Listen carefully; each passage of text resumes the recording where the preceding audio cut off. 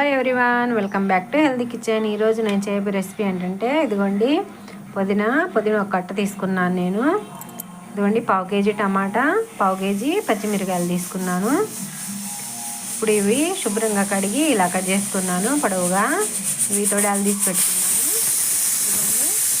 చూడండి ఒక కట్ట అయితే తీసుకున్నాను నేను. తీసుకొని ఇప్పుడు ఇవి ఆకులన్నీ తీసి శుభ్రంగా కడిగి, వేస్ట్ ఆకులు ఉంటాయి కదా అవి పడేసి శుభ్రంగా కడిగి తీసుకున్నాను.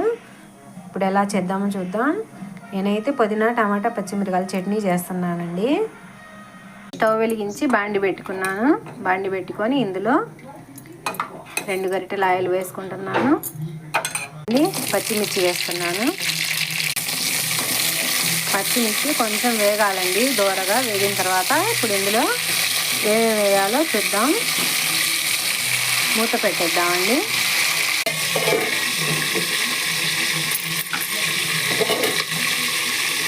ఇదిగోండి దూరగా ఫ్రై అయ్యాయి కదా. ఇప్పుడు ఇందులో 1 టీ స్పూన్ ధనియాలు వేయాలి, 1/2 టీ స్పూన్ జీలకర్ర వేయాలి.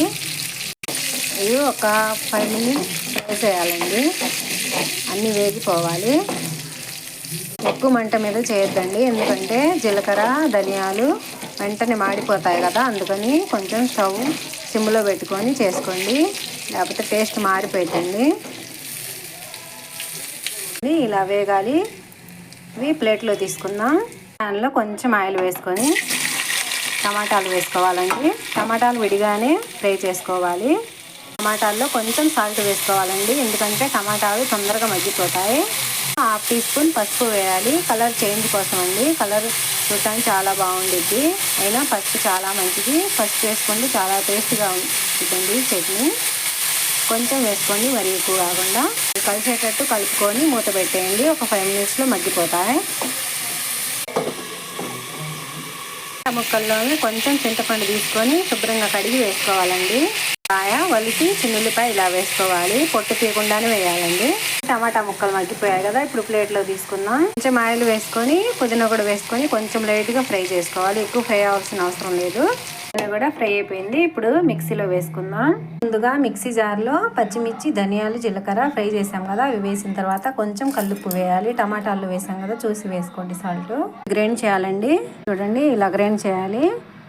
ఇందులో పుదీనా వేసుకోవాలి. ఇప్పుడు టమాటాలు కూడా వేసుకొని ఒక పల్స్ ఇచ్చుకోవాలండి. మెత్తగా కాకుండా ఇలా గ్రైండ్ చేసుకోవాలి. ఇప్పుడు ప్లేట్లో తీసుకుందాం. టమాటా పుదీనా చట్నీ రెడీ అయిపోయిందండి. టేస్ట్ చాలా బాగుండిద్దండి. వేడివేడి అన్నంలో చాలా బాగుండిద్ది. నచ్చితే లైక్ చేయండి, షేర్ చేయండి, సబ్స్క్రైబ్ చేయండి.